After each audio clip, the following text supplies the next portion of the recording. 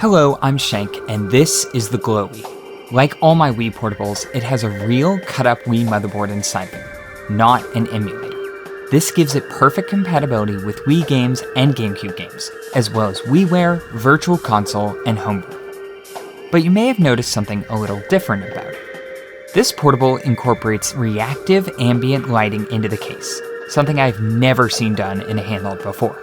The video signal from the Wii is analyzed, and 74 LEDs inside the portable extend the edges of the screen through the body of the portable.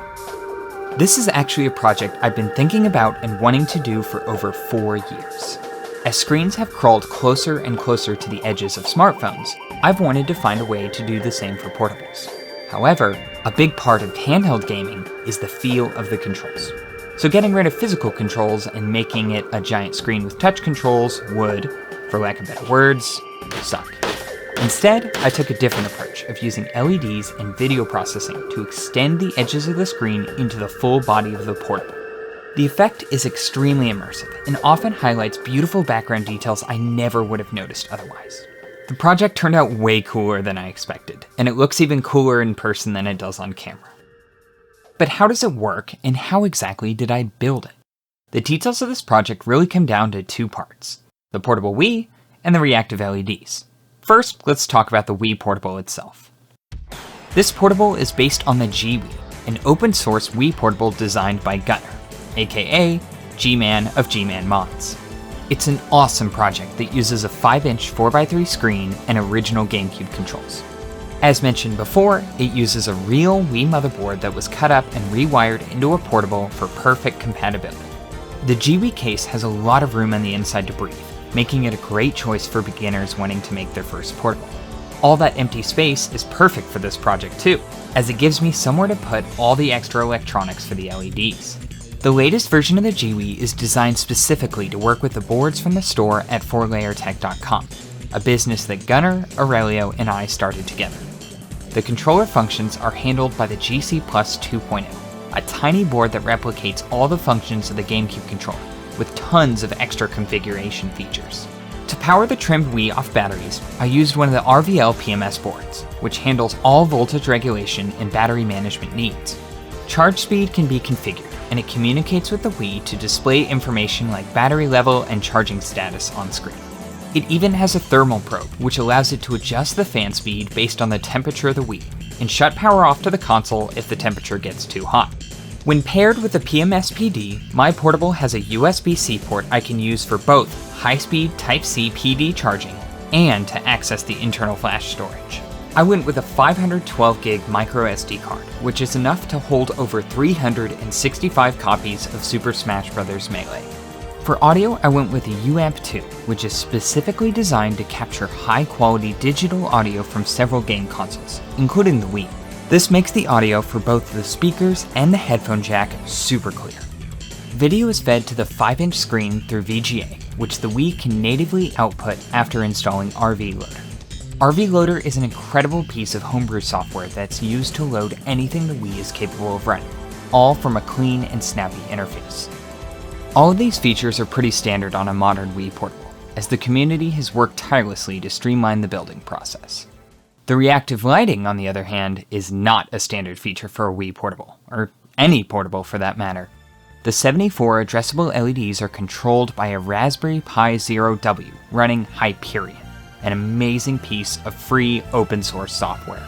Hyperion is designed to add configurable reactive ambient backlighting to TVs and monitors by analyzing the video through a capture card.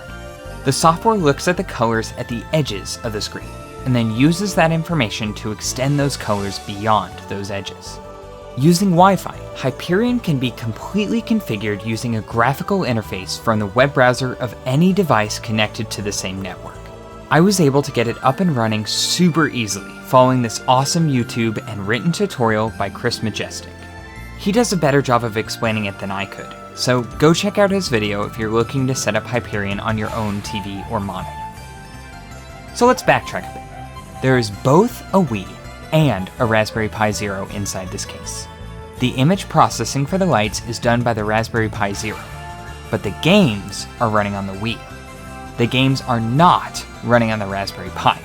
They aren't being emulated. games run here, video processing runs here. Got it? Cool.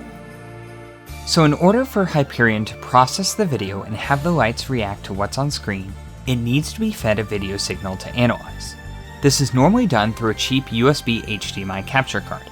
However, the Wii doesn't natively have an HDMI output, so the VGA signal from the Wii needs to be converted to HDMI for the capture card.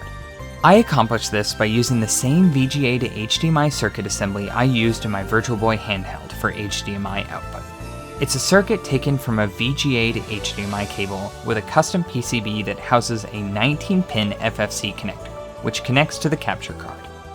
So quick recap, VGA video from the Wii is split to both the 5-inch screen and the VGA to HDMI converter. The HDMI from the converter then runs to an HDMI capture card, which is connected to the Raspberry Pi Zero. The Raspberry Pi Zero then controls the lights using Hyperion. All of this is then crammed inside the G-Wii case, along with all the other parts needed to make a Wii Portable. For the case, first I tried standard FDM print using clear PLA, but it still wasn't clear enough. Resin printing, on the other hand, can be far more translucent, or even totally transparent. I opted for the translucent finish, with the hope that the milky clear color should help diffuse the light into a soft glow. Resin prints have their own set of advantages and disadvantages, but the finished parts are much smoother than FDM prints. All it took was a little bit of 1000 grit wet sanding and the case was good to go. The light strips were arranged into 4 LED bars with 3D printed diffusers pointing outward, with 2 additional bars placed outside the controls. The capture card and video converter circuitry was placed behind the screen, while the Raspberry Pi Zero was placed on the back of the case. The Raspberry Pi Zero was too big to fit where I wanted it to go, but thanks to some help from my friend Novel over at Gamebox Systems, I was able to trim the Pi Zero board small enough to fit. After many hours of soldering and some intense finagling, I was able to get it all to fit. Cramming all these parts into the portable does have one significant downside though: power consumption. The additional components, including the lights, result in the system drawing nearly twice the power of a regular Wii Portable, resulting in about half the battery life. Clearance for the light bar also required me to reduce the number of 18650 battery cells from 4 to 3. I estimate a fully lit up system would last just under 2 hours on a single charge, depending on what's on the screen. I also added a power switch to cut the power to the lights and all the components driving them to boost the battery life up to about 3.5 hours. As you've seen so far, there are a lot of parts that went into lighting up this portable. I'm very lucky to live near a Micro Center, the sponsor for this video, who just so happens to stock most of the parts I use to make it happen. They have an online presence, but their brick and mortar stores are such a cool experience you just can't get anywhere else. Their Build Your Own PC section stocks all the parts you need to make your own custom PC builds, like these awesome builds they have on their build showcase page. Or dumb builds, like these 2 that they sponsored me to make for some reason. Or, for a small fee, you can have their helpful and knowledgeable staff assemble it for you, for pickup later that day. For this video, the maker section is really what shines. They stock so many parts for so many projects. It's so convenient to pick stuff up same day, especially when I have an idea for a wild build that I'm eager to get started on. And if you have a wild build idea, chances are Micro Center has the parts to make it happen. Thanks to Micro Center for sponsoring this video and helping fund these totally not unnecessary projects. You can find a link to their current top deals, including $25 off all CPUs for new customers, in the description. Playing games on this portable is a unique and immersive experience. Bright and colorful scenes are enhanced and fill the player's peripheral vision, but dark and moody scenes are equally cool, highlighting subtle details and features in the games I never noticed before. On-screen explosions are a bright flash in my hands.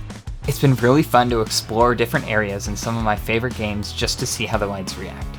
I wish the camera was able to do it justice, because in person it looks really, really cool. Anyone I've let try it has not want to put it down. Yeah, it's a bit of a gimmick, but it's a really cool gimmick. Open source projects like Hyperion and the G-Wii are awesome, and without them, projects like this wouldn't be possible. If you have a cool project you're working on, consider open sourcing it. You never know what someone else can do with your project. I'll end the video with a collection of some of my favorite reactive RGB footage on this portable. Thank you for watching, and thank you to my patrons for their continued support. I'll see you next project.